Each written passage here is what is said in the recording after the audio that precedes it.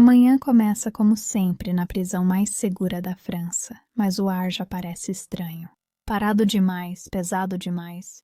O sol paira baixo sobre o concreto cinza, banhando tudo com uma luz pálida e exausta. Lá dentro, lâmpadas fluorescentes zumbem sem ritmo, e cada batida de um portão parece ecoar por mais tempo do que deveria. Redouane Fayed senta-se na beira da cama, cotovelos nos joelhos e cabeça baixa, como em oração. Ele já está lá tempo bastante para conhecer a linguagem do prédio. Passos distantes, zumbido elétrico, respirações ocas de homens sem paciência. Sua respiração passou a seguir o ritmo, lenta e deliberada. Cada inspiração marca o calendário invisível das suas mentes. 2 guardas aparecem na porta dele. Eles não dizem nada, nunca dizem. Os ferrolhos se abrem e o ar do corredor tem um leve cheiro de desinfetante e metal. Um dos guardas faz um gesto para que ele se levante. As mãos dele se movem rapidamente. Revistam, bolsos, punhos, sempre igual todas as manhãs. Eles não encontram nada além de um pequeno pacote de chicletes. A guarda mais jovem quase sorri. Todo mundo acaba sorrindo. Redouane Fayed tem esse... Parece inofensivo quando quer. Ele conta piadas, pergunta sobre as famílias deles, ouve. Ele faz as pessoas sentirem que o julgaram mal, como se talvez a lenda tivesse sido exagerada. Elas esquecem que ele já fugiu de outra prisão de segurança máxima por um buraco em uma porta de aço. Esquecem que 30 assaltos à mão armada e um policial morto marcam seu nome como medalhas de soldado. As guardas seguem em frente e a porta da cela se fecha. O silêncio volta, agora mais pesado. Redouane Fayed se recosta e deixa o silêncio tomar conta. A visita dele será em breve. Seu irmão, o único que ainda acredita que há uma versão dele que vale a pena salvar. Ele se pergunta o que o homem vai dizer desta vez. Ele já sabe a resposta. Fique calma, tenha fé, a mudança é possível. Palavras para uma vida encerrada há tempos. Lá fora, além do concreto, o dia se desenrola com a mesma indiferença. A 20 quilômetros dali, em um pequeno aeródromo, um piloto de 65 anos chamado Stefan verifica o óleo de um helicóptero antigo, Alouette 2. A máquina é mais velha do que a maioria de seus alunos, uma coisa bela e frágil que cheira a querosene e lembrança. 2 homens esperam perto do hangar, um pai e um filho, ou pelo menos é o que dizem. Eles pagam em dinheiro 5 notas de 100 novinhas por um voo curto. Stefan hesita, observando o rosto deles. Os sorrisos são forçados. O mais jovem desvia o olhar dele. Ambos usam bonés baixos, com cabelo escuro e perfeito, quase de plástico. Ele sente um lampejo de suspeita, o velho instinto que o manteve vivo no ar por 4 décadas. Mas ele silencia. Isso. Dinheiro é dinheiro. Ele sobe na cabine, gira a chave e a turbina desperta. As hélices começam a girar, devagar no início, depois mais rápido, até que o vento arranca a grama. O homem mais velho se inclina e grita sobre o barulho que só querem aproveitar a vista. Nada de lições hoje. Stefan assente. O helicóptero decola, subindo para o céu claro da manhã. De volta à prisão, a mesma luz da manhã se espalha. No pátio, guardas. Trocam de posto. Portões se destrancam, portas batem, tudo perfeitamente comum. Mesmo assim, a diretora segue inquieta há dias após um drone ser avistado sobre a instalação. Pequeno, comercial, comum, mas ainda assim. Eles registraram o incidente, reforçaram os protocolos e seguiram em frente. Eles sempre seguem em frente. Redouane Fayed não seguiu em frente. Ele memorizou o padrão dos movimentos deles, o horário das rotinas, o jeito que as luzes no bloco de visitas piscam pouco antes das 9h30. Agora ele se senta encostado na parede, olhando para a pequena janela gradeada acima de sua cabeça. Além dela, ele imagina o som que esperava. O barulho das lâminas do rotor em algum lugar à distância. O gosto de combustível no ar. Ele fecha os olhos. O barulho da prisão desaparece até restar apenas seu batimento cardíaco. Em sua mente, todas as portas entre ele e o céu já estão abertas. A prisão começa a Se agitar. Portas batem, rádios chiando. A primeira troca de turno percorre os corredores como uma onda de chaves e passos. No setor de visitas, o guarda de plantão esfrega o sono dos olhos e assina mais um livro de registro. Nenhum deles sabe que, em algum lugar acima, um homem já está no ar, voando em direção a eles. Redouan Fayed está sentado sozinho. Ele está contando em sua cabeça agora, não segundos, mas batimentos cardíacos. Como ele dizia antes de trabalhar, sempre há um segundo silencioso antes da tempestade. A pausa quando o tempo se estende e cada som fica mais nítido. Ele sente isso agora, o ritmo da inevitabilidade. Ele diz para si mesma não sorrir. Até mesmo o próprio reflexo dela no pequeno espelho de aço inoxidável parece saber o que está por vir. Fora das paredes, o Alouette permanente paira sobre os campos abertos. O aperto de Stefan ao redor dos controles se intensifica. Seus passageiros mal falaram desde a decolagem. Eles olham pela janela, mas não como turistas. Seus olhos se movem com propósito, vasculhando o horizonte como se conferissem pontos de referência invisíveis para outros. Frequentemente, a mais velha se inclina e murmura algo para a mais nova sob o barulho do motor. O piloto quer perguntar o destino delas, mas a resposta é óbvia. Ele já não está no controle. Ele segue as instruções delas. Um rumo, uma altitude, uma direção. Elas dizem quando ele deve descer. Elas dizem quando ele deve manter o curso. E em algum momento entre essas ordens, a verdade se estabelece. Este voo não é uma lição, é uma arma. Eles pousam uma vez em um campo aberto. Os homens descem. Só um minuto, diz um deles. Vamos ser rápidos. Stefan observa enquanto eles desaparecem atrás das árvores. Ele checa os mostradores, bate no medidor de combustível só para manter as mãos ocupadas. Ele está suando pela camisa. O vento atinge as hélices acima dele, fazendo a aeronave tremer como se estivesse nervosa. Quando as duas pessoas voltam, o clima ao redor delas mudou. Elas andam de forma diferente, mais pesadas, deliberadas. Uma carrega uma bolsa preta. A outra saca uma pistola antes mesmo de chegar à porta. O velho não precisa que digam o que está acontecendo. Elas dizem para ele ficar calmo, para ouvir com atenção. Elas dizem para ele que estão observando ele há meses. Elas citam o nome da esposa, o endereço e a cor do carro dele. Elas ameaçam a família dele caso não coopere. Sua garganta se fecha. Ele ouve o próprio coração batendo forte nos ouvidos. Ele tenta argumentar, mas o cano da arma pressiona sua têmpora e as palavras morrem em sua boca. Ele concorda, é só o que elas precisam. Quando ele gira a chave, o motor se recusa a ligar. O homem mais jovem entra em pânico, empurra a arma mais perto e grita ameaças com os dentes cerrados. A voz de Stefan treme. É uma máquina velha. Ela precisa de ar. Ele sai sob o olhar deles, se agacha ao lado da fuselagem, reconecta um cabo solto e limpa as mãos nas calças. Por um instante, ele pensa se poderia correr e alcançar as árvores antes que atirem. Mas a imagem do rosto da esposa dele mata esse pensamento. Ele retorna, gira a chave, e agora, a turbina ganha vida com um rugido. Os homens assentem um para o outro. Agora, diz um deles, nós voamos. Ele levanta o helicóptero de volta ao ar, mais alto desta vez. O mundo abaixo se transforma em um borrão. A arma continua apontada para o lado da cabeça dele. Ele encara a frente, respirando entre os dentes, como um homem diante da dor inevitável. De volta à prisão, os guardas escoltam Redouan pelo corredor em direção ao bloco de visitas. Ele caminha com sua habitual compostura, ombros relaxados, mãos algemadas suavemente à sua frente. O guarda mais jovem, aquele que o revistou antes, faz uma piada sobre o calor. Redouan Fayed riu baixo, só o bastante para parecer humano. Ele nunca foi bom em esperar, mas hoje ele é um profissional. Paciência sempre fez parte do trabalho. Ele entra na sala de visitas, um espaço estreito com paredes cinzentas e um leve cheiro de produto de limpeza. O irmão dele já está lá, atrás da divisória. Por um momento a máscara cai. O homem à sua frente não é um parceiro, nem um cúmplice, nem um rival. Ele é família. A única pessoa que ainda o chama pelo apelido de infância. A única pessoa que fala dele no passado, como se ainda houvesse chance de redenção. Tem se alimentado?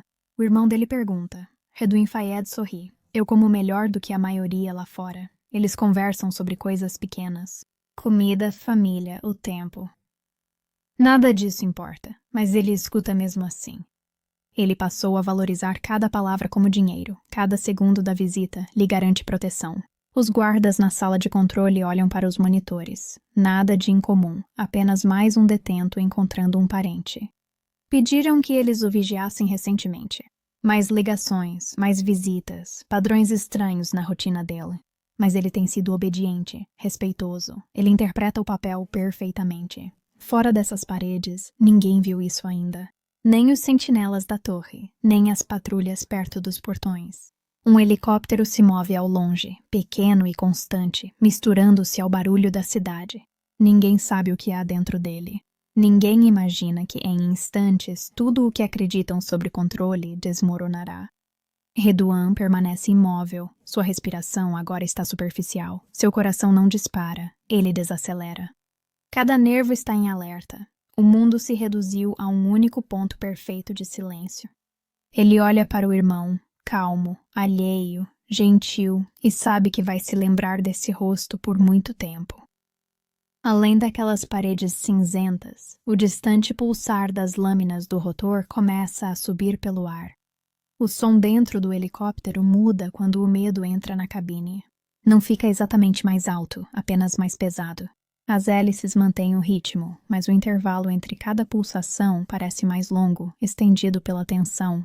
Stefan fixa os olhos no horizonte. Cada músculo das mãos dói de tanto segurar o cíclico com força.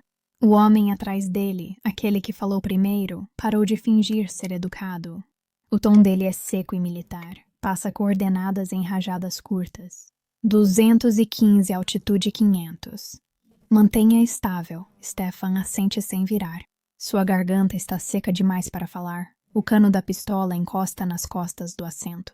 Ele sente o cheiro de óleo no metal quando os rotores aproximam a arma do seu pescoço. Ele tenta manter a respiração controlada. Diz a si mesma para pensar como uma piloto, não como uma vítima. Pressão do ar, desvio do vento, consumo de combustível, isso ela ainda controla, não a arma, nem os homens, nem o que a espera no final deste voo. Sob ela, a terra desliza, campos planos, casas de telhado vermelho agrupadas e uma rodovia prateada.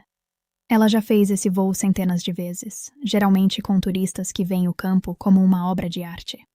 Ela observa tudo passar como quem está prestes a morrer. O sequestrador mais jovem se inclina. A voz dele é abafada pelo fone. 5 minutos. Você vai ver em breve. Ele não diz o que é, mas Stefan já sabe. Ele ouviu histórias, rumores de que algum criminoso queria fugir, que alguém tentou usar um drone para mapear o perímetro de uma prisão ao sul de Paris. Ele riu quando ouviu isso pela primeira vez em um café, semanas atrás. Agora, o riso tem gosto de cinzas. Ele arrisca um olhar para a esquerda. A bolsa de viagem está aberta no chão. Granadas de fumaça, carregadores extras, máscaras, coletes pretos. Agora ele entende por que o escolheram. O helicóptero antigo, o aeródromo silencioso, um senhor que ainda acredita na cortesia. Ele se pergunta se a polícia vai chamá-lo de cúmplice quando tudo isso acabar. Ele se pergunta se vai viver o suficiente para negar. O sequestrador mais velho toca seu ombro. Decida em 3 minutos. Não lute contra o vento. Mantenha o nariz nivelado. Stefan quase ri, como se eu fosse lutar contra qualquer coisa agora. Ele consegue sentir o suor. Ele sente o suor se acumulando embaixo do fone de ouvido, escorrendo pelo pescoço. Ele foca nos mostradores. Altitude baixando, torque estável e combustível suficiente para 20 minutos. Números seguros. Números não ameaçam famílias. Pelo para-brisa, o campo muda. O verde dá lugar ao cinza. Fábricas, armazéns. Então, à distância, a silhueta do complexo. Muros maciços erguidos contra a terra, como se fossem esculpidos de um único bloco de pedra. Prisão de Milon. Área que todo piloto da região deve evitar. Espaço aéreo restrito e alertas automáticos. Defesas antiaéreas. Ele se pergunta como esses homens vão pousar sem serem atingidos. O sequestrador mais velho parece ler seus pensamentos. Fique abaixado até eu avisar. Tem um ponto cego. Eles não podem atirar no que não conseguem ver. Ele fala com tanta convicção que Stefan quase acredita. Dentro dessas paredes, Redouan Fayed senta-se diante do irmão, com os pulsos acorrentados, mas livres para gesticular. A sala de visitas vibra com conversas baixas de outras mesas. Cadeiras de plástico, paredes desbotadas, o leve ardor de desinfetante. Nada de notável, mas tudo dentro dele parece elétrico. Ele ouve seu irmão falar sobre a família, sobre a saúde do pai, sobre o antigo bairro. Ele acena com a cabeça, sorri quando esperado, mas seus pensamentos estão em outro lugar, contando, calibrando. Ele conhece o cronograma melhor do que qualquer guarda. Quais portas estão trancadas em qual minuto? Quanto tempo cada corredor leva para atravessar? Quão rápido os alarmes respondem? Seu irmão se inclina mais perto. Você está quieta hoje. Reduin Fayed sorri ainda mais. Só estou cansada. Ele sente um tremor sob os pés, quase imperceptível, como se um caminhão distante estivesse passando. Seu pulso desacelera, não acelera, o jeito estranho do corpo de se preparar para o caos. Ele pensa na última vez que viu o céu sem grades, 5 anos atrás, fumaça e chamas. A onda de choque dos explosivos sacudindo seus ossos. Ele se lembra do som da liberdade. Gritos, tiros, sirenes sumindo atrás dele. Essa lembrança nunca o deixou. Ela só queria um bis. Ele olha para o irmão de novo. Você deveria ir logo, ele diz suavemente. Vai ficar barulhento. Seu irmão franze a testa, confuso. Antes que ele responda, o tremor retorna, mais forte desta vez. Sobre a prisão, o zumbido vira rugido. Stefan segura os controles enquanto o helicóptero estremece com a turbulência. Os homens atrás dele agora estão gritando, vozes agudas sobre o barulho do motor. Ele vê as torres, as redes estendidas acima dos pátios, o brilho dos rifles. Abaixe, abaixe, ordena um deles. Ele obedece, descendo para uma altitude perigosa. As paredes cinzentas da prisão se aproximam rapidamente. Ele não entende como ainda estão vivos. Ele não entende por que ninguém atira, até lembrar das regras e regulamentos. Os guardas não têm permissão para atirar em aeronaves, a menos que estejam diretamente ameaçados. Ele percebe o quão genial isso é. A fuga não é pela força bruta, é pela burocracia. Eles passam por cima do muro externo. A fumaça das granadas se espalha pela cabine, sufocante e acre. Alguém tosse atrás dele. O sequestrador mais velho grita firme. Aí mesmo! Segure. O helicóptero paira, tremendo com a própria força. O mundo lá embaixo explode em movimento, guardas apontando, alarmes tocando, prisioneiros correndo para as janelas. Stefan sente as mãos tremendo nos controles. A arma volta para o lado do seu pescoço. Fica parado, a voz repete. Ele para e, pela névoa de fumaça e pânico, vê uma figura no pátio, calma em meio ao caos, olhando para cima como se esperasse por esse som. O primeiro alarme soa distante e logo se transforma em uma tempestade metálica. Dentro de Melan, a ordem se desfaz em segundos. Os guardas gritam comandos que desaparecem sob o uivo das sirenes. Em algum lugar, um rádio chia helicóptero antes de cair na estática. Reduin levanta a cabeça. Agora ele ouve claramente o som rítmico das hélices cortando o ar acima do telhado. É mais alto que o trovão, mais constante que tiros. A voz do irmão hesita no meio da frase. O que é isso? Os olhos de Reduin Fayed já estão no teto. Não é nada, ele diz, mas seu pulso o trai. A policial visitante olha confusa para a janela. A luz do quarto pisca, como se o céu tremesse. Além das paredes, o Alouette aparece, seus motores antigos gritando sob pressão. Os rotores dissipam a fumaça das granadas já lançadas. Nuvens brancas se formam, densas e cegantes, cobrindo o pátio como névoa. Para os guardas parece caos. Para Reduin, parece coreografia. Na torre de controle, o oficial de plantão fica paralisado. O protocolo antiaéreo diz, não atue. Ele repete em voz alta, como se ouvir a própria voz fosse fazer aquilo fazer sentido. Ninguém atira. Ninguém quer ser o primeiro a atirar. O helicóptero se estabiliza bem acima do pátio de honra, a única área que nunca foi coberta pelos cabos antiaéreos. Um ponto cego. O único ponto cego. Stefan consegue sentir cada vibração na estrutura. A aeronave balança contra o vento, contra o próprio peso. As mãos dele se contraem nos controles, suor escorre nos olhos. O sequestrador mais velho se inclina com voz áspera de comando. Paira, não se mexa. Ele obedece. A arma pressiona mais forte o ombro dele. Ele encara a frente, evita olhar para baixo, mas percebe a mudança de pressão quando a porta lateral se abre. Botas batem atrás dele, o som surdo de homens pulando em meio à fumaça. Por um instante, ele só escuta as hélices e o motor roncando. Então, o som de metal rangendo, uma esmerilhadeira cortando os cadeados. No pátio, a fumaça se move como névoa do mar. Guardas tossem, cegos e desorientados.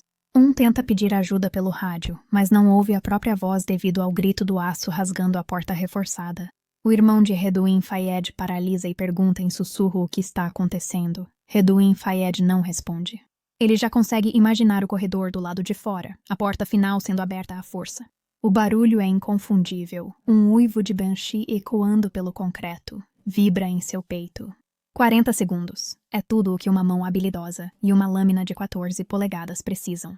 Quando a fechadura cede, a pressão do ar muda e, por um segundo, toda a prisão parece prender a respiração. Redouin Fayed se levanta. Fique aqui, ele diz ao irmão, e ao sorrir, mostra o sorriso de quem já percorreu metade do caminho. Ele entra no corredor, justamente quando a fumaça começa a invadir pelo outro lado. Figuras surgem dela como fantasmas táticos, sem rosto, mudos e imparáveis. Uma delas faz um gesto, breve e preciso. Ele segue sem hesitar. Eles se movem rápido, com prática. A lixadeira corta de novo por um corredor e outro portão, espalhando faíscas nas paredes. Cada segundo é medido, contado, gasto como munição. Na torre de vigia, os guardas mal veem na neblina. As comunicações estão congestionadas por vozes sobrepostas. As ordens se contradizem. Alguns dizem que é um exercício. Outros gritam por reforços. Uma torre relata barulho de soprador de folhas. Outra, aeronave não identificada. Quando percebem o que acontece, o helicóptero já está no perímetro.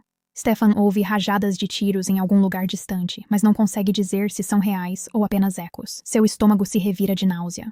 Ele quer desviar o olhar, mas o instinto o obriga a olhar de lado, apenas o suficiente para ver um homem de armadura corporal verde correndo em direção à porta branca de um prédio, faíscas voando ao seu redor. Ele percebe que não é só um resgate, mas um teatro. Cada ação é para humilhar o sistema que ergueu essas paredes. De volta ao interior, Redouin Fayed e escolta chegam ao pátio. O mundo além da porta é uma parede ofuscante de luz e som. O vento dos rotores levanta a fumaça em redemoinhos, papéis voam, alarmes uivam.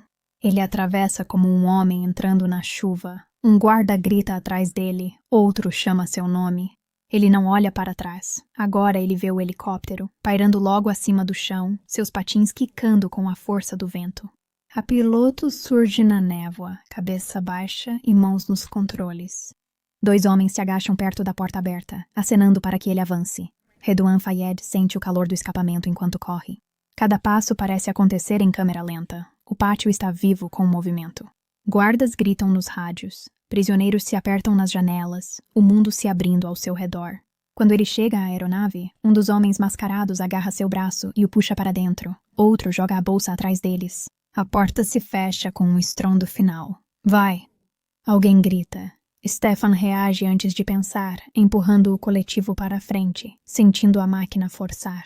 O helicóptero sobe bruscamente, pesado com o novo peso, deixando rastros de fumaça.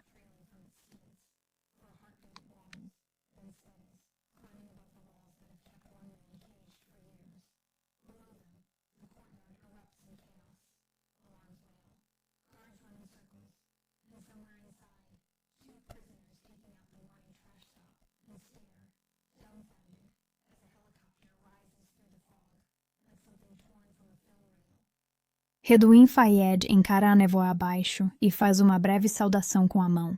Não para os guardas, não para o sistema, mas para a própria ideia de fuga.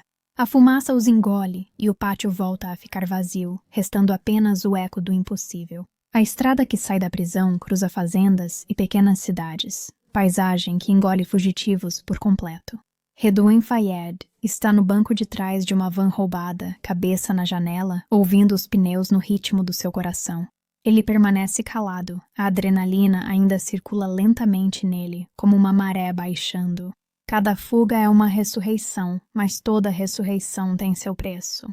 Ele fecha os olhos e se transporta para além da perseguição e barulho, a um mundo pequeno de concreto e fome infantil. Ano de 1978, subúrbio ao nordeste de Paris, cheiro de chuva no asfalto e cebolas fritas das janelas dos apartamentos. Na casa dos Fayed, 11 pessoas compartilham 3 cômodos. O pai trabalha à noite em uma fábrica, a mãe limpa casas para famílias que nunca saberão seu nome. Sem privacidade ou silêncio, apenas sobrevivência. Redwin, de 6 anos, e seu irmão escapam do apartamento numa tarde e vão até uma nova loja de departamentos que acabou de abrir ali perto. O lugar cheira a plástico e perfume, um paraíso para meninos que não têm nada. Eles andam pelos corredores tocando em tudo o que não podem comprar. Bolas de futebol, carrinhos de brinquedo, toca-fitas. Um segurança os observa desconfiado antes de qualquer ação deles. Quando ele os chama de petites mergas, um insulto dito com uma risada, algo pequeno e frio se instala no peito do menino. Lá fora, seu irmão tira um pacote de balas. Ele acha que somos ladrões mesmo, ele diz, então vamos ser ladrões. É a lógica de uma criança, mas faz sentido. Naquele dia, eles roubam pela primeira vez, algo barato, algo esquecível, e dividem o saque na calçada como profissionais. Quando o pai descobre, o cinto desce rápido e forte.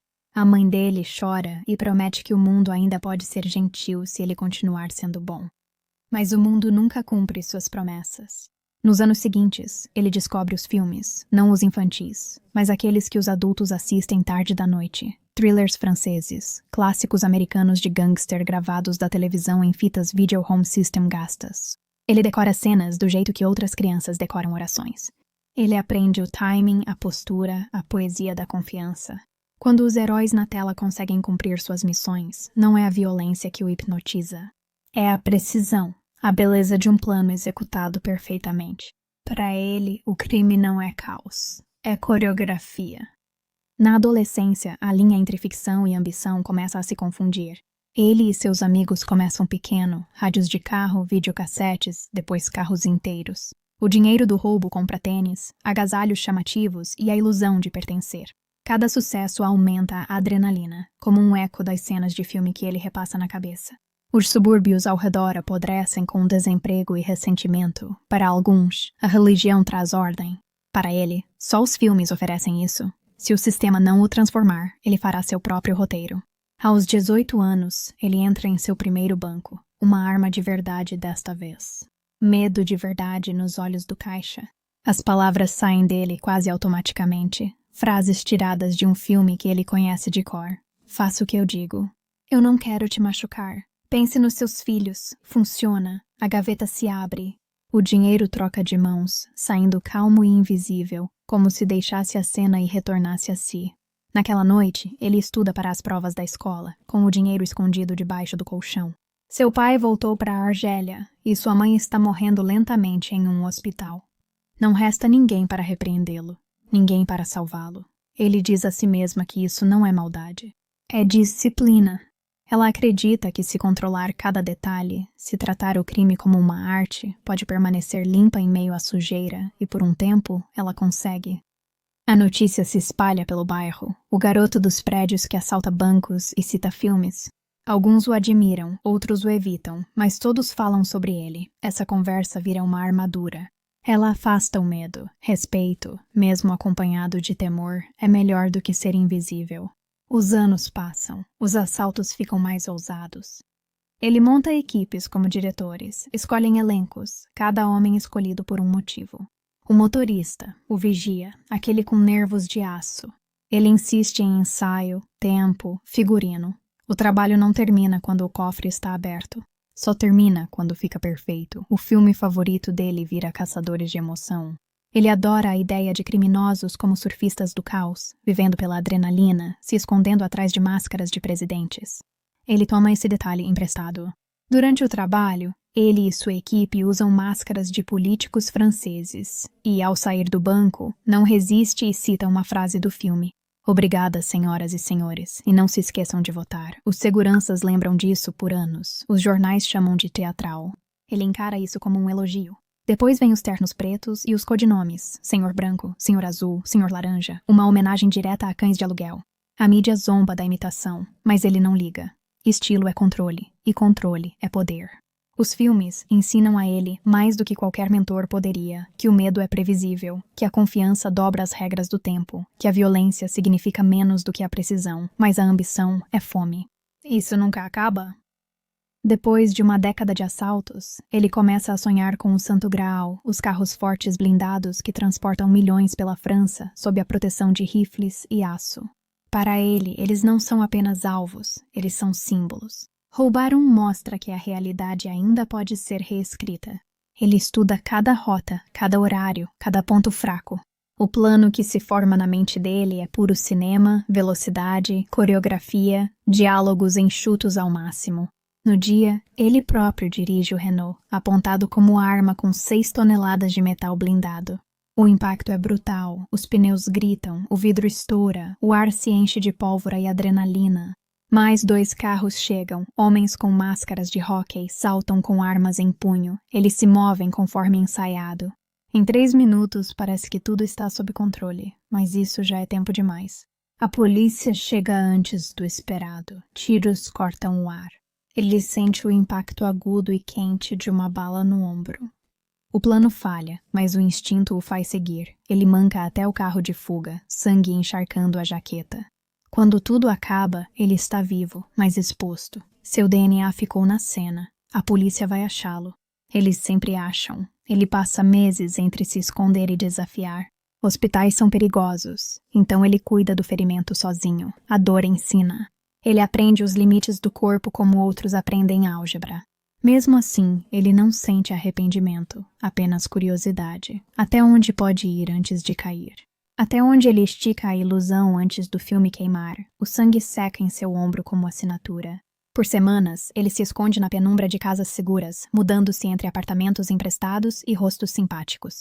A ferida infecciona, mas ele a trata sozinho. Já está acostumado com a dor, a única coisa que sempre diz a verdade. Batidas policiais varrem os subúrbios e prisões se acumulam, mas Redouane Fayed escapa de todas como fumaça. Ele aprendeu que invisibilidade não é um truque, é paciência. A captura, quando finalmente acontece, parece quase anticlimática. Ele está em um trem indo da Alemanha para a França, meio adormecido, com o braço ainda rígido sob o curativo. Policiais à paisana percorrem o corredor pedindo documentos. Ele entrega os documentos com um sorriso, mas algo em seu olhar o denuncia.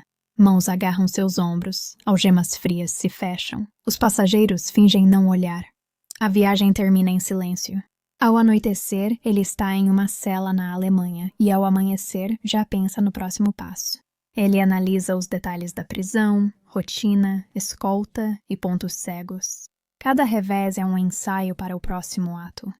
Na manhã seguinte, enquanto o transferem pela plataforma, ele faz sua jogada. Ele se vira, corre, salta dos degraus do trem. Gritos o seguem, metal de arma bate no concreto. Ele cai de vários metros, torce o tornozelo ao aterrissar, sente dor intensa, mas seu instinto segue em frente. Um trem de carga ruge entre ele e seus perseguidores, lhe dando alguns segundos. Quando o trem passa, ele já sumiu. Ele manca pelas ruas de Basileia até encontrar refúgio no corredor de serviço de um hotel. Ele se esconde por horas, ouvindo os barulhentos carrinhos de limpeza passando. Ele precisa de um telefone, mas só tem as algemas nos pulsos. Ele vê a recepcionista através de uma porta de vidro e calcula a distância, a linha de visão, o tempo. Quando ela vira a cabeça, ele pede educadamente por trocado. As moedas tilintam no balcão e por um instante ele parece só mais um viajante cansado. Ela não repara nas algemas. Ele as esconde sob a mesa ao pegar o dinheiro. Ele faz a ligação, a linha dá um clique, sua contato promete ajudar. Mas quando ele olha para cima novamente, o saguão está cheio de uniformes. Não há mais para onde ir. Eles o levam ao hospital pelo tornozelo. Ele finge fraqueza e suporta a dor. Ele sabe esperar. Na manhã seguinte, quando 2 policiais o escoltam até a sala de exames, ele se move rapidamente. Ele larga as muletas, gira e desarma um antes que o outro possa piscar. Anos atrás, ele passou um tempo em Israel aprendendo Krav Maga, não como hobby, mas como garantia. Ele usa isso agora, com a eficiência de quem aciona um interruptor, um golpe no nariz, outro na garganta. Um policial desaba, o outro cambaleia. Em menos de 10 segundos, as 2 armas já são dele. Ele não atira, ele corre. Depois, vão chamar de milagre o fato de ele não ter sido morto. Ele chama de ritmo, timing, sorte, coreografia de novo. Sempre a coreografia. Mas a fuga não pode durar para sempre. 3 meses depois, eles o pegam de novo. Desta vez, ele não resiste. O julgamento é um borrão de ternos e acusações, mas o veredito é claro. 18 anos. Isso deveria destruí-lo, mas não destrói. A prisão se torna outro tipo de palco. Ele estuda guardas, sistemas e psicologia. Ele fica educado, disciplinado e encantador. O bom comportamento diminui sua pena. Ele lê, escreve e planeja. Quando o libertam após 9 anos, ele sai com um manuscrito e um sorriso. O livro é sua confissão e seu disfarce. Ele vende. A França aprecia criminosos reformados carismáticos, convidados por programas e celebrados por apresentadores. Ele diz a eles que mudou, que o crime ficou para trás. Eles querem acreditar nisso. Ele conhece cineastas, produtores e até Michael Mann, cujos filmes lhe ensinaram a roubar. Mann sorri sem jeito, sem saber o que dizer ao fã que tornou ficção em sangue. Redwin agradece mesmo assim. Não é aprovação que ele quer, é simetria. Por um tempo, ele vive limpo. Casamento, emprego de escritório, jantares formais. Ainda assim, as noites chegam pesadas. O silêncio da vida normal parece uma cela sem paredes. Ele sonha com movimento, com motores e fuga. A fome nunca desaparece, apenas aprende a sussurrar. Em 2010, um trabalho dá errado no sul de Paris. O plano era atacar um carro forte, de forma limpa e rápida, mas o trânsito muda tudo. O assalto se descontrola, tiros são disparados e uma viatura entra no fogo cruzado. A policial Aurélie Fouquet, 26 anos, mãe de um bebê, é atingida 16 vezes. A quadrilha foge. Ela morre antes que a ajuda chegue. O país fica em choque. Os jornais estampam seu nome. Políticos prometem vingança. Funeral solene, bandeiras a meio mastro e o presidente prometendo: vamos encontrá-los. Ironia, Redwin reaparece na televisão agora como especialista em documentários sobre assaltos modernos. Ele senta sob as luzes do estúdio, explicando táticas, padrões, a psicologia dos assaltantes. Ele fala com o tom calmo e analítico de um homem que já viu demais. Ninguém percebe que ele está descrevendo sua própria operação, mas os investigadores continuam cavando. Imagens de vigilância aparecem, imagens granuladas de uma van branca, uma postura familiar, um rosto meio escondido pela sombra, não na cena do assassinato, mas perto o suficiente. O quebra-cabeça se encaixa. Ele não é o atirador, mas o cérebro por trás de tudo. 1 ano depois, ele é capturado de novo, sem tiroteio, só exausto, vai em silêncio. Ele sabe o que o espera. Outro julgamento, outra cela, outra lenda para manter. Preso novamente, ele pensa sobre o estranho ciclo disso tudo. Todo plano iniciado na liberdade termina em confinamento, mas cada confinamento ensina algo novo sobre fuga. Ele guarda cadernos com detalhes, horários dos guardas, rotas aéreas e diagramas estruturais. Ele diz a si mesmo que é só para manter a mente afiada, mas no fundo, ele sabe que não é bem assim. O homem que afirma estar reformado está sempre apenas ensaiando. Quando finalmente olha no espelho, o reflexo que encara de volta é calmo, mais velho, mais afiado. Os olhos perderam o calor, mas ganharam precisão. Se o sistema o chama de perigoso, não é porque ele seja violento, é porque ele nunca para de pensar. Ele aprende a sorrir de novo, a encantar os guardas, a parecer inofensivo. Os velhos truques ainda funcionam. Quando o transferem para a solitária em uma prisão moderna ao sul de Paris, sua reputação já virou mito, parte medo, parte fascínio. As pessoas do lado de fora dos muros discutem sobre o que ele representa. Um criminoso, um herói popular, um espelho para a própria França. Lá, ele conta os segundos, memoriza sons e mapeia rotas de fuga mentalmente. Um dia, ele ouve um guarda comentar sobre o piloto que ensina em helicópteros antigos. Um detalhe que passa despercebido pelos outros. Mas para Redwin, é o começo de um novo plano. No fim dos anos 1990, Redwin Fayed já era referência no crime na França. Todo mundo conhece o padrão, uma operação executada com uma calma impossível, a mesma mistura de ousadia e teatralidade que faz os relatórios policiais parecerem roteiros de cinema. Para os homens que trabalham com ele é menos um chefe e mais um diretor. Ele ajusta a postura, tom de voz e como a arma é segurada. Nada pode parecer descuidado. Cada segundo de um assalto deve ser enquadrado da forma como uma câmera veria. Ele analisa os horários de segurança de bancos e transportadoras com o mesmo cuidado que tinha ao estudar diálogos de filmes. Ele é fascinado pelos sistemas que afirmam ser perfeitos. Na cabeça dele, a perfeição só existe para ser provada falsa. Quando um roubo dá certo, ele sente alívio, não orgulho. O universo agiu como previsto. Nesses anos, ele aprimora um código informal, agilidade, clareza, sem crueldade. Ele acha que a violência é inútil. A arma é pontuação, não linguagem. As testemunhas devem sobreviver. O terror por si só já é suficiente. Essas regras integram sua reputação, comentadas entre equipes que desejam trabalhar com ele. Para eles, ele é meticuloso, imprevisível, mas de alguma forma honrado. Para a polícia, ele transforma cada trabalho em vexame público. Entre 1995 e 2000, seus métodos evoluem. Bancos pequenos crescem e os disfarces ficam mais sofisticados. Uma equipe entra com máscaras de presidentes franceses, lembrando caçadores de emoção. Novamente, eles usam ternos pretos e apelidos por cores, como em cães de aluguel. Os detetives que analisam as imagens das câmeras de segurança percebem a consistência teatral, movimentos ensaiados, gestos idênticos, até mesmo a forma como eles deixam a cena é arranjada para causar efeito. Não é paródia, é disciplina. Reduin acredita que a imitação é uma camuflagem. Se as pessoas acham que você está copiando um filme, elas deixam de perceber que você está reescrevendo ele. Em 2001, ele deseja mais. Dinheiro de banco é rápido, mas carros fortes são míticos. Eles são a corrente sanguínea de dinheiro do país, protegidos por armas, vidro reforçado e reputação. Arrombar um é o santo graal do criminoso francês. Ele reúne dados técnicos, pesos dos veículos, rotas e procedimentos de rádio. Ele descobre que as rotinas de segurança dependem da repetição. A repetição pode ser cronometrada. A operação que se segue torna-se o modelo para sua lenda, uma zona industrial nos arredores de Paris. Amanhecer. O alvo, caminhão de 6 toneladas levando depósitos bancários de agências regionais. Sua equipe utiliza 3 carros. Ele conduz o Renault da frente, adaptado para impacto. Os outros ficam atrás, motores ligados. Quando o caminhão faz a curva, ele acelera. O impacto rompe o metal, airbags explodem. Antes que os guardas possam reagir, mais 2 carros bloqueiam a estrada na frente e atrás. 5 homens com máscaras de hóquei saem rapidamente, automática Kalashnikova. 47 erguidas, mas com disciplina, nenhum tiro perdido. Um deles coloca uma carga moldada no para-brisa para intimidar. Os guardas se rendem como planejado. Deveria levar 2 minutos, mas leva 3. Esse minuto a mais estraga tudo.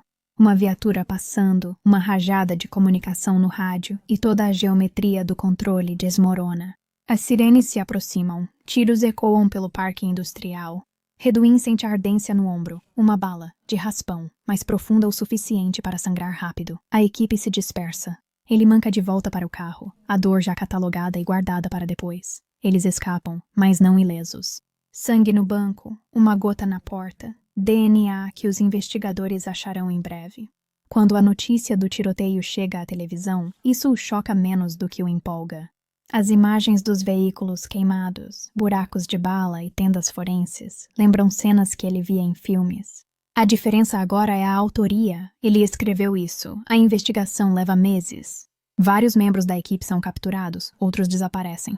Ele se esconde em casas seguras pelo norte da França, troca de carro, queima roupas, deixa o ferimento cicatrizar sem tratamento. Todas as noites, ele repassa o assalto na cabeça como uma diretora assistindo aos diários de filmagem, analisando o que deu errado, o que precisa mudar no timing. O medo nunca entra na análise, só a precisão. É durante esse exílio que ele desenvolve sua segunda obsessão, invisibilidade através da civilidade. Ele passa a ver as autoridades como plateia, não inimigas. Ao ser questionado, é educado. Quando parado, coopera. Ele sabe que o charme é uma fuga mais rápida que a potência do carro. A imagem do fora da lei sorridente vende bem em um país que secretamente romantiza a rebeldia. No fim, o rastro sempre o alcança. Uma digital, uma pista, uma prisão numa viagem de trem. Pela primeira vez, a câmera mostra a custódia. Mesmo preso, ele mantém o controle do tom e ritmo. Ele nunca alega pânico. Ele alega estilo. Para os repórteres, ele se torna o bandido cavalheiro. O rótulo permanece por falta de alternativa melhor. A prisão ainda é porosa nesses anos. Dinheiro e paciência compram favores, silêncio e tempo. Ele escreve cartas, faz esboços de livros que ainda não escreveu, desenha diagramas das próprias prisões.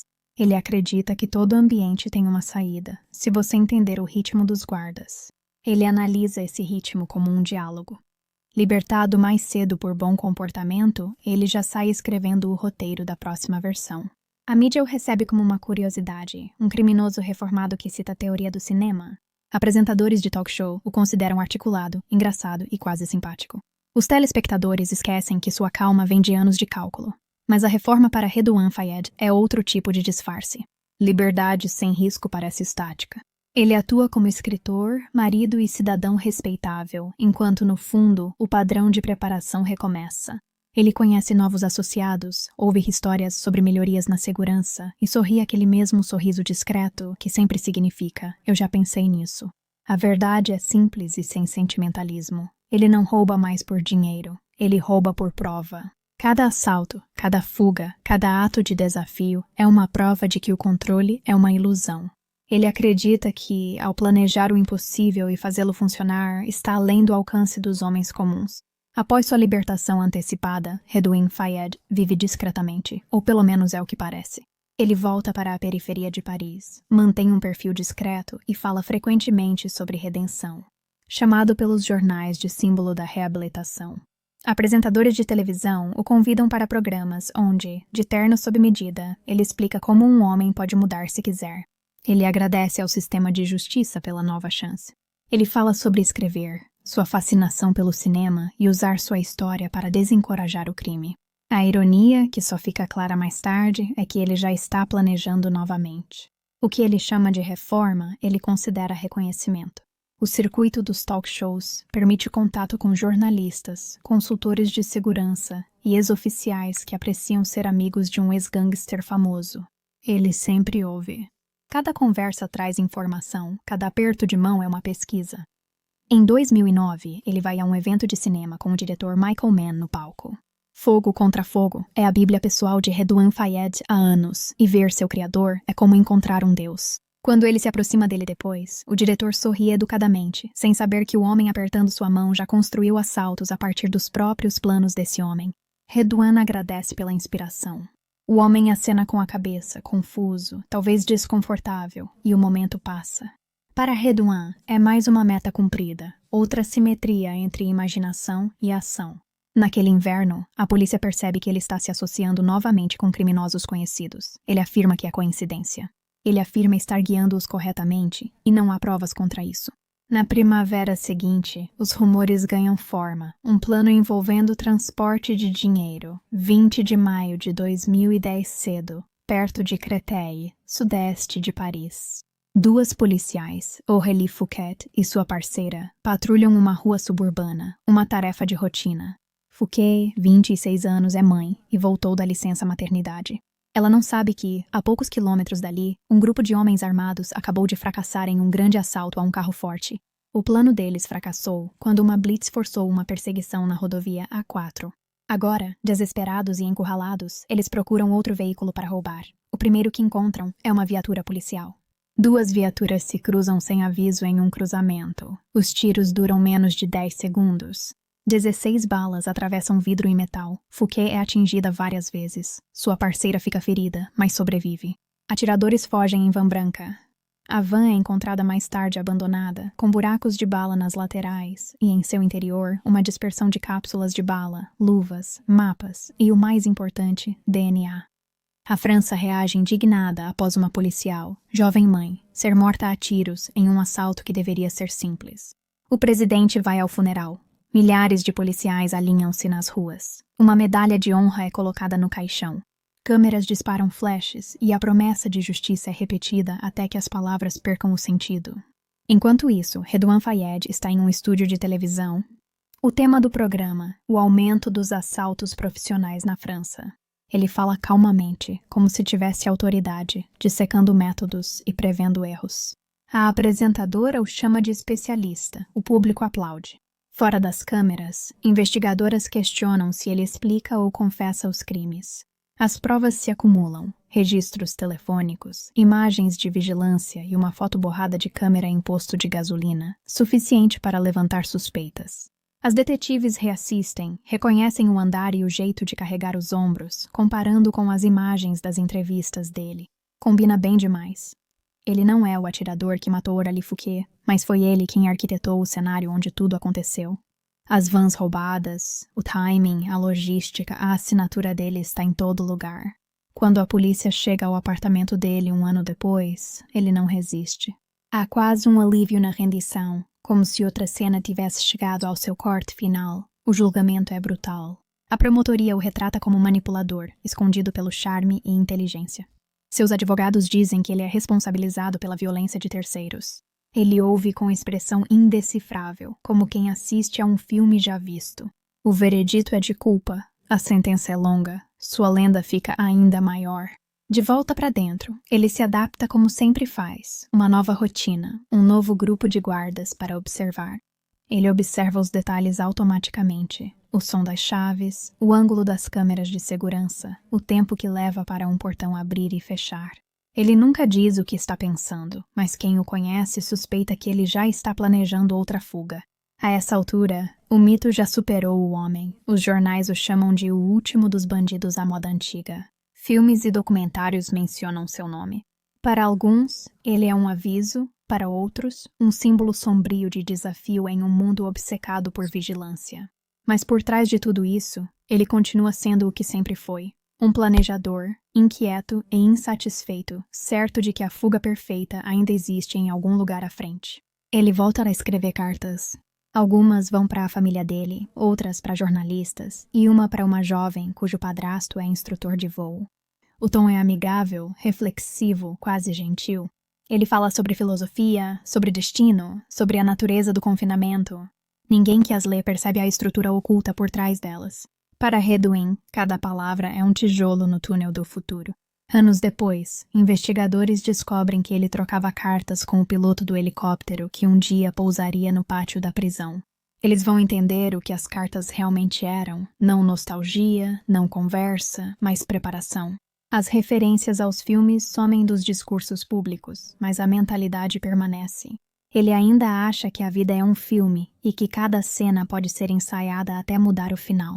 Tudo o que ele precisa é do acessório certo, do momento certo e de uma brecha no roteiro que ninguém mais percebeu. Em 2018, após 2 décadas de fugas, prisões e reinvenções, ele tem o roteiro novamente. As ferramentas agora são menores. Cartas, amizades, mensagens cifradas, um drone zunindo invisível sobre o pátio. O mundo pensa que ele acabou, mas ele sabe que não. Cada porta fechada é só o início do próximo ato. Na França, há 2 tipos de infâmia, a que morre logo nas manchetes e a que persiste. Redouan Faïd faz parte do segundo tipo, passou mais tempo preso do que em liberdade. Ainda assim, de alguma forma, cada retorno à prisão só aumenta sua lenda. Para seus apoiadores, ele é um anti-herói, um homem que expõe as falhas de um sistema baseado no controle. Para o Estado, ele é um pesadelo que segue reescrevendo sua história. Em 2013, ele já tinha feito uma das fugas mais ousadas da história moderna da França, 5 anos antes do helicóptero. Naquela época, tudo começou com uma pistola de 9mm contrabandeada, escondida na prisão por contatos que conheciam a rotina. Numa manhã de primavera, em um bloco de segurança máxima feito para homens como ele, a arma surge em sua mão.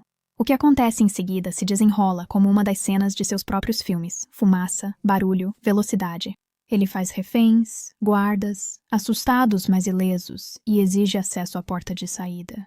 Explosivos improvisados, porém reais, deixam o recado. Paredes tremem, sirenes disparam. Quando a polícia retoma o controle, ele já se foi, restando apenas fechaduras queimadas e incredulidade. Durante semanas, o país inteiro o procura. Cartazes, bloqueios nas estradas, helicópteros. Ele se esconde à vista de todos, passando pelos subúrbios, raspando a barba, trocando de carro. Chega a atravessar fronteiras, com relatos de avistamentos na Bélgica, Suíça e norte da França. Eles o acham perto de uma cidade pequena, escondido em um motel barato, desarmado e tranquilo. Ele se rende em silêncio, pois sabe que em seu mundo, render-se é só um intervalo. O Estado aperta seu controle. O confinamento solitário vira seu novo lar, mas até o isolamento tem padrões. As rotinas dos guardas, o horário das visitas, a papelada que circula pelos corredores. Ele observa tudo. O homem não consegue evitar. Analisar é sobreviver. Com o tempo, seu comportamento se estabiliza. Ele faz piadas com os guardas, conquista pequenos privilégios, volta a ser quase simpático. A superfície de calma esconde o motor familiar por baixo, uma mente planejando saídas. Anos se passam. Criminologistas em entrevistas o definem como um paradoxo, inteligente e impulsivo, charmoso e predador, viciado na tensão, não no crime. A adrenalina, dizem eles, é sua verdadeira obsessão. Ele concorda, até mesmo mais tarde no tribunal. Ele vai se considerar um homem doente, que precisa do impossível para se sentir vivo. Antes dessa confissão ser registrada, há outra história que transforma a admiração em indignação. O tiroteio de Aurélie Fouquet ainda assombra o país. Todo aniversário traz manchetes, entrevistas com a família dela, nova indignação sobre sentenças brandas e falhas sistêmicas. Quando o nome de Fayed volta a aparecer, ligado ao planejamento daquele assalto, o clima público muda. O homem que já foi herói popular vira símbolo de algo mais sombrio, arrogância sem remorso. As TVs que antes o chamavam para falar sobre reformas, agora mostram sua foto policial. O sorriso que era encantador agora parece deboche. No julgamento, ele é acusado de ser o mentor do assalto de 2010, responsável por criar a máquina que causou uma morte, não por puxar o gatilho. Ele ouve, como sempre, com aquele mesmo foco distante. As testemunhas o chamam de inteligente, persuasivo e manipulador. Os promotores o chamam de predador social. As palavras ficam, a sentença é pesada. Mais um longo período, outra sala trancada e mais medidas de segurança. Eles o transferem entre instalações, cada uma supostamente mais segura que a anterior. O Estado pretende enterrá-lo na rotina, mas eles ainda não entenderam. É na rotina que ele prospera. Em silêncio, ele observa, memoriza, espera. Nos anos 2000, o sistema prisional francês já era moderno. Câmeras, portões eletrônicos e fechaduras biométricas por todos os lados. Ainda assim, até as máquinas dependem de pessoas, e as pessoas são previsíveis. Redouane Fayed começa a escrever novamente. Desta vez, as cartas não tratam de filosofia ou redenção. São correspondências calculadas, amigáveis, persistentes. Uma delas é para uma jovem cujo padrasto, por acaso, é piloto, não é paquera. É reconhecimento. Lá fora, o piloto continua sua vida tranquila, aulas, aeródromos, conversas triviais sobre o tempo. Ele não tem motivo para pensar que um prisioneiro a centenas de quilômetros de distância sequer sabe o seu nome. Mesmo isolado, Redouane Fayed cria laços como pontes. Ele planta ideias esperando que cresçam. Ele descobre, por fofocas e ligações codificadas, que o piloto tem uma aeronave antiga, pequena o bastante para pousar onde helicópteros modernos não podem. A ideia cria raízes. Lentamente, de forma invisível, o roteiro começa a se escrever novamente. Na cela, ele mantém hábitos simples, flexões, leitura, escutar. Ele percebe pequenas mudanças, novos recrutas entre os guardas, reparos na rede do pátio, um drone ocasional zunindo acima vindo de fora. Ele sorri. Acham que o vigiam, mas não percebem que ele as observa também. Às vezes, ele vai ao bloco de visitas após longa caminhada por portas trancadas e botas ecoando no concreto. Cada trajeto acrescenta uma linha ao mapa mental que ele forma. Ele conta os segundos entre as portas, calcula as distâncias, memoriza os padrões de eco. É um sistema para controle, mas também para a repetição, e a repetição sempre pode ser explorada. Lá fora, o mundo o esquece por um tempo. Outras notícias ocupam o ciclo, mas entre estudiosos do crime organizado francês, os sussurros persistem. Fayed está quieto de novo, sinal de que está pensando. No começo de 2018, esses pensamentos viraram logística. Ele conhece o horário da troca de turnos dos guardas. Ele sabe quais pátios não têm cabos anti-helicóptero e conhece os hábitos, origens e vulnerabilidades do piloto. Ele sabe que na manhã de 1º de julho o céu sobre a prisão estará limpo. Esse planejamento ocorre em silêncio, com cartas, telefonemas disfarçados e fragmentos sem sentido isolados. Só quando são reunidos é que revelam o que ele está construindo. Os funcionários desconfiam de algo, mas suspeita sem prova é apenas barulho. O drone avistado acima da instalação alguns dias antes é registrado e descartado. Suas mensagens codificadas nas ligações são vistas como paranoia. O sistema, como sempre, confia em suas próprias paredes. Na manhã de domingo, às 9h20, enquanto os guardas destrancam as celas e a rotina recomeça, o ato final discretamente inicia seu primeiro sinal. Em outra parte do país, uma piloto entra em um helicóptero Alouette Pinoi antigo com duas pessoas desconhecidas que afirmam ser estudantes. Elas pagam a ela em dinheiro, elas sorriem demais. Ela sente um desconforto no estômago, mas decola mesmo assim. Ela nem imagina que em menos de 1 hora estará sobre o complexo que abrigou o homem mais perigoso da França por anos. Na prisão, Redouan Fayed espera na sala de visitas, mãos cruzadas e coração estável. Por fora, ele parece um homem resignado ao seu destino. Na verdade, ele está contando, não mais os segundos. Batidas do coração, cada som do pátio ecoa nas paredes como presságio. Os guardas lá fora riem pelo rádio. O ar tem cheiro de poeira e desinfetante, e acima dessas paredes de 17 toneladas o zumbido das lâminas do rotor aumenta. O primeiro som é um zumbido baixo, quase inofensivo. Para os guardas de plantão, poderia ser um cortador de grama fora do perímetro ou equipes de manutenção trabalhando cedo, mas é domingo. Ninguém trabalha aos domingos. O zumbido aumenta, o ar pressiona e a poeira do pátio se ergue. Nas torres de vigia, os sentinelas olham para cima e apertam os olhos contra o brilho. Uma sombra passa pelo pátio. Alguém murmura, soprador de folhas, outro diz, drone, ninguém diz, helicóptero. Ainda não. Então surge um velho Alouette, 2 modelo dos anos 1950, compacto, delicado e pouco maior que um carro de família. Ele desce na única área do pátio sem cabos antiaéreos, um espaço tão pequeno que parece até planejado. Dentro da sala de controle, os rádios ganham vida. Uma oficial sênior grita ordens que entram em conflito com o protocolo. As guardas aqui são proibidas de atirar em aeronaves. A suposição é simples. Ninguém jamais ousaria, mas alguém ousou. O helicóptero se estabiliza acima do concreto. Seus patins pairam a 1 metro do chão. Granadas de fumaça caem, explodindo em nuvens que se espalham pelo pátio, brancas no começo, depois cinzas, transformando toda a cena em uma tempestade de barulho e confusão. Para os homens que observam das torres, é um caos sem forma. Para Redouan Fayed, na sala de visitas 50, é a coreografia enfim em movimento. Ela ouve a esmerilhadeira antes de vê-la, um grito elétrico cortando o aço. Faíscas caem como chuva e quicam no chão. Além da porta, seu irmão grita confuso. Os guardas pedem reforços, mas os rádios só transmitem estática. Fumaça toma o corredor. Ele se levanta, limpa as mãos nas calças da prisão e sorri. O cheiro de metal queimado nunca foi tão bom. A primeira porta cede. A lixadeira uiva na próxima fechadura. 40 segundos de agonia metálica. Uma figura com equipamento tático verde entra, viseira abaixada, movimentos precisos. Sem movimentos ou gritos desnecessários. Ele gesticula e Redouan se move. Eles correm pelo corredor, um à frente, outro atrás, passando por escritórios vazios e alarmes piscando. Cada porta se abre onde deveria, cada curva foi ensaiada, a fumaça os esconde das torres. Guardas que os veem ficam paralisados entre descrença e dever. Nenhum está armado. O protocolo vence. Eles hesitam. Lá fora, o helicóptero se debate na turbulência, as hélices cortando o ar. O piloto Stefan B. tenta controlar o helicóptero, olhos nos instrumentos, suando e com o coração acelerado. A arma nas costelas o faz manter firme.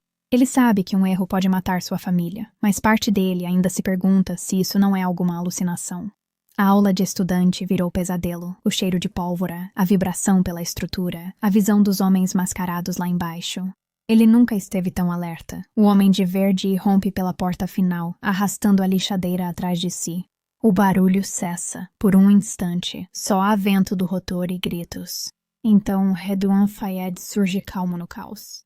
Ele não corre, ele anda rápido, cabeça baixa, uma mão protegendo o rosto da poeira. Os guardas gritam seu nome, ele não olha. 2 detentos, levando o lixo, ficam parados. O vento do helicóptero espalha papéis e poeira ao redor. A máquina parece um ser vivo, lutando contra a gravidade, gritando para o céu. Redouan chega até ele, agarra a estrutura e entra. Enquanto se acomoda, ele levanta a mão em um cumprimento ao pátio. Zombeteiro, respeitoso, ou ambos. Os homens que assistem vão se lembrar desse gesto pelo resto de suas vidas. Vai, alguém grita. O piloto obedece. A Alouette sobe, fumaça rodopiando em seu rastro. Por um momento, parece pairar imóvel, depois sobe, mergulhando no ar brilhante do verão. O som ecoa no concreto como aplausos. Dentro da prisão, os alarmes ainda soam. Lá fora, o impossível já aconteceu. Em minutos, alertas nacionais são emitidos, estradas bloqueadas, patrulhas aéreas, rodovias fechadas, mas os fugitivos já partiram. O helicóptero pousa rápido em um campo ao sul de Paris. Os homens desembarcam, desaparecem em carros que os aguardavam, e quando a polícia encontra o piloto, tremendo e sozinho, ao lado da aeronave, o rastro já se perdeu na vastidão do campo. A notícia se espalha antes do meio-dia. O criminoso mais famoso da França foge de helicóptero. A frase se repete em todos os canais e frequências. Os apresentadores se atrapalham nas palavras. Os produtores mostram imagens de arquivo de prisões e helicópteros para tentar entender o ocorrido. Comentaristas dizem que isso parece filme ou lenda, e a história cresce mais que os fatos. Redes sociais explodem em admiração, indignação e incredulidade. Uma atriz famosa tuita: "Bravo, Redouane Faïd. Toda a França está com você. Para o Estado, é humilhante. Para o público, é fascinante." Uma nação baseada na ordem se vê diante de um homem que fez do desafio uma arte. A caçada começa. Centenas de policiais, drones, helicópteros e forenses. Eles vasculham subúrbios, invadem casas seguras e revistam casas de parentes. Mas Redouane Faïd conhece bem o sistema. Cada casa segura é temporária e cada aliado compartimentalizado. Ele age à noite, troca de veículos e telefones constantemente. Ele corta a barba, escurece o cabelo, mantém a cabeça baixa. As câmeras captam vislumbres, mas nunca com clareza. 3 meses depois, no início de outubro, a história termina onde começou, em sua cidade natal de Creil, ao norte de Paris. Uma denúncia faz a polícia cercar silenciosamente um bloco de apartamentos antes do amanhecer. Ao invadirem, eles o encontram disfarçado com uma burca, sentado ao lado do irmão no sofá. Ele não resiste. Levanta as mãos, com uma expressão indecifrável. Os policiais que o prenderam depois disseram que era como deter um fantasma. De volta sob custódia, o Estado não poupa simbolismo. Ele é transferido sob extrema segurança. Comboio, carros fortes, helicópteros sobrevoando. A mensagem é clara. Não haverá uma terceira fuga. No julgamento, em 2020, o espetáculo retorna. O tribunal está sob zona de exclusão aérea. Guardas ocupam corredores. Repórteres lotam os degraus. Ele se senta no banco dos réus, vestindo roupas simples, a imagem da compostura. Psiquiatras o descrevem como um homem viciado em adrenalina, inteligente e manipulador, capaz de encantar qualquer um até fazê-lo acreditar que está ajudando-o. Alguém o chama de predador social. Ele não reage. Quando lhe dão a chance de falar, ele simplesmente diz: "Sou um homem de ação. A adrenalina é a minha doença." O tribunal não se impressiona. As sentenças de vários casos se unem em um total de 39 anos. A punição foi criada não só para contê-lo, mas também eliminar a chance de um mito. Ele é transferido novamente para a solitária, um regime de vigilância constante. 5 revistas íntimas por dia, 4 guardas para cada deslocamento, mãos algemadas até mesmo durante as ligações telefônicas. Sem privacidade, sem brechas, sem ritmo para mapear. Eles o sobrecarregam de procedimentos, esperando sufocar até sua imaginação. Ele conta à advogada que se sente enterrado vivo e chama sua nova vida de uma cela dentro de outra. A advogada diz isso à imprensa e, por um instante, o público lembra que ele é humano, mas logo perde a simpatia. A lenda permanece, desprovida de glamour, congelada em papelada e memória. A libertação ocorrerá em 2060, quando ele terá 88 anos.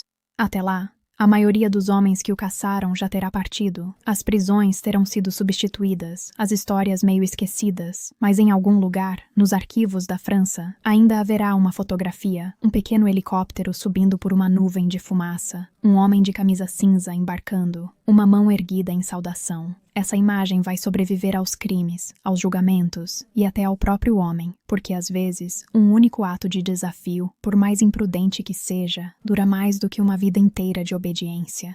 E essa é a história de Redouane Faïd, o garoto dos subúrbios que estudou filmes, os reescreveu na vida real e provou, repetidas vezes, que para algumas pessoas, a ideia de escapar é mais forte do que o medo de cair. A história de Redouane Faïd não é apenas uma crônica do crime. Retrata a obsessão de um homem que via a realidade como um set de filmagem e sempre reescrevia o roteiro.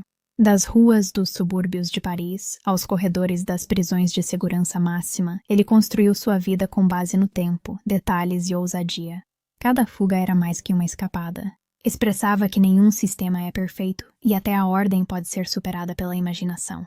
Mas por trás de cada ato de genialidade havia destruição, vidas em perigo, pessoas marcadas, a mulher que nunca voltou para casa depois do turno. Por mais fascinante que seja a lenda dele, a verdade continua sendo mais fria. Cada obra-prima do caos deixa alguém para limpar as ruínas. Hoje, Redouane Faïd vive em quase total isolamento, sem câmeras, sem multidões, sem palco, apenas silêncio, concreto e o peso de um mito que já fez o mundo parar e olhar. Ele será um homem velho antes que outra porta se abra para ele, se é que isso vai acontecer algum dia. Mesmo assim, quando falam dele, há sempre o desconforto e a certeza de que homens como ele não escapam de prisões. Eles escapam de categorias, de explicações, das linhas morais bem definidas que traçamos entre o certo e o errado. Algumas pessoas nasceram para buscar a liberdade, mesmo que isso as destrua. Redouane Faïd era uma delas.